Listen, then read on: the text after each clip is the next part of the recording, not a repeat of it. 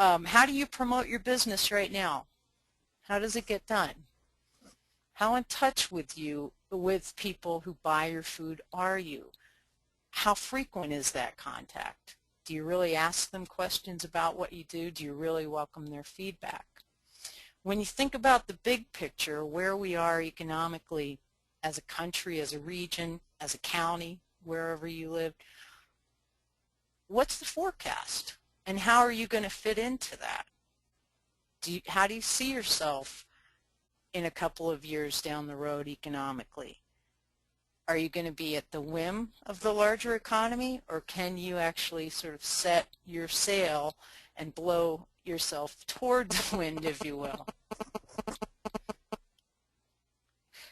Melissa? Yes, Mary? Okay. Was that you? No, that was not me. I was muted. Okay. I don't know what it was. It was a mouse in the computer. So you heard it? Okay. Oh, yeah. All right. Oh, yeah. Okay. So number 2, marketing objectives. In this area is where we really are going to set goals, and I want to talk about being very specific as we do this. I like to set goals that are quantifiable or measurable. I like to write them to the point of them being painful, if you will. And by that I mean when I start to write marketing objectives, they're incredibly vague. You know, I want to make twice as much money as we're making right now. I'd like to be able to reach 3 times the number of customers that I have right now.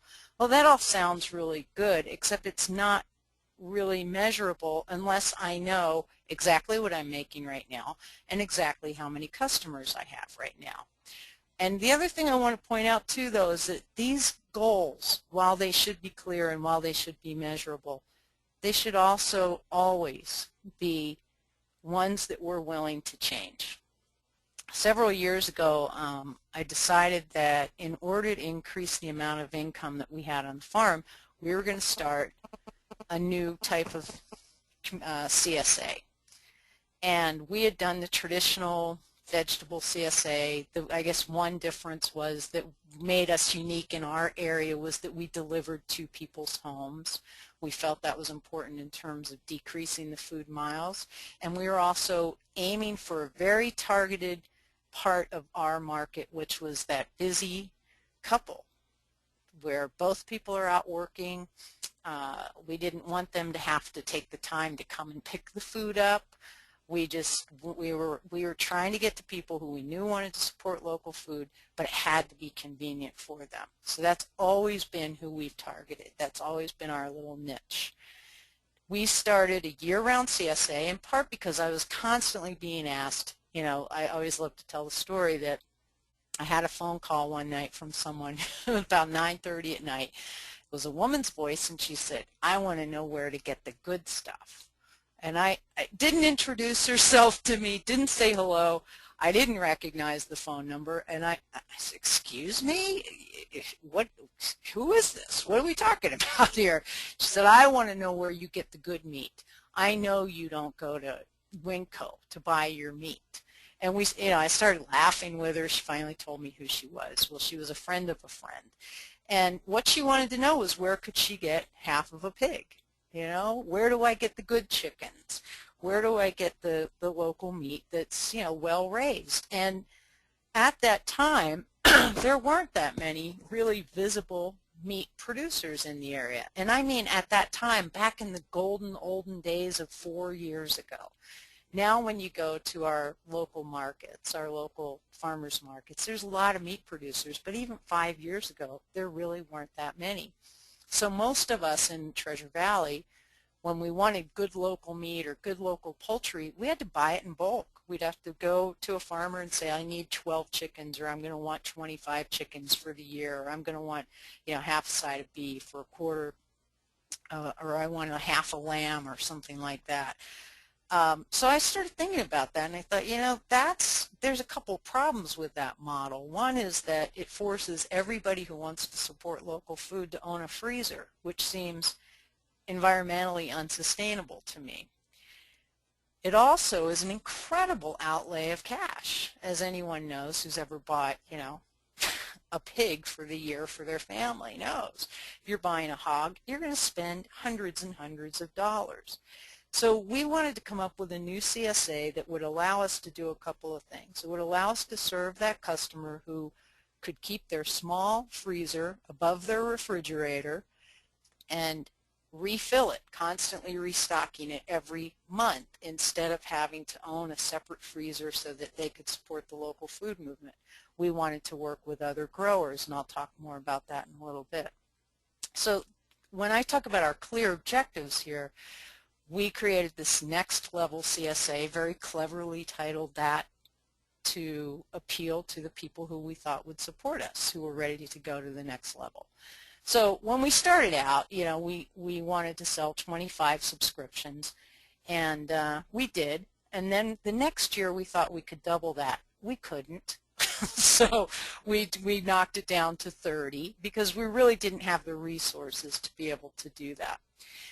But in fact, in 2011, what we did was we actually were up to, I think it was 52 last year, but we decided it was too many.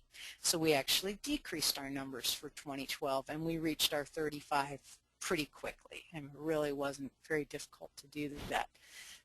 The other thing to keep in mind is that objectives should always be, as we like to say, realistic, but hopefully a little bit more so than this guy's tattoo.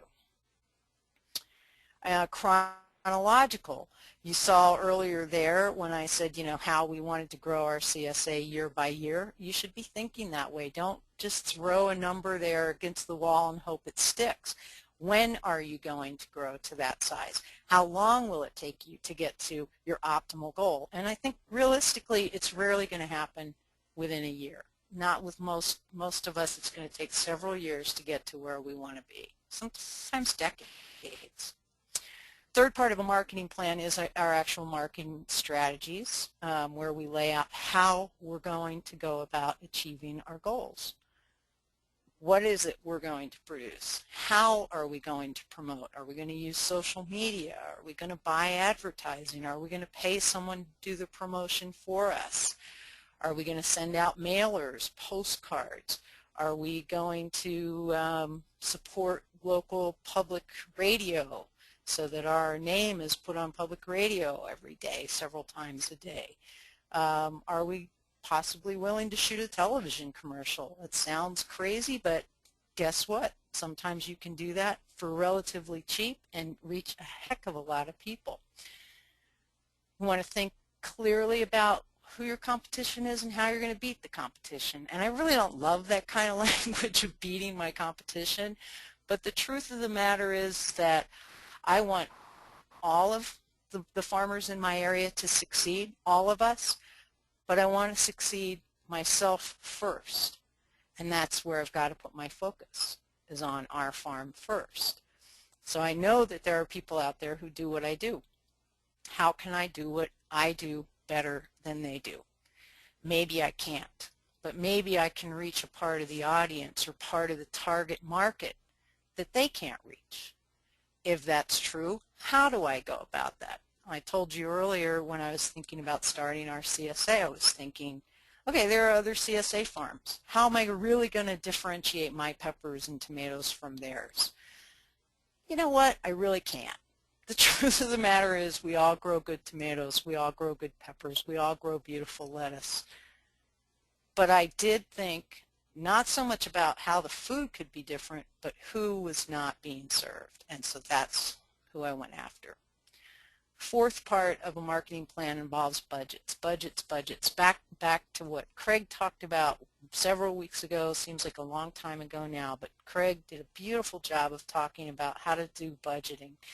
And so I'd ask you to think about these things in particular: our production costs, the marketing costs, distribution, break-even points, and what our profit margins are. And we've been through all that. We can certainly go through that again in question and answer.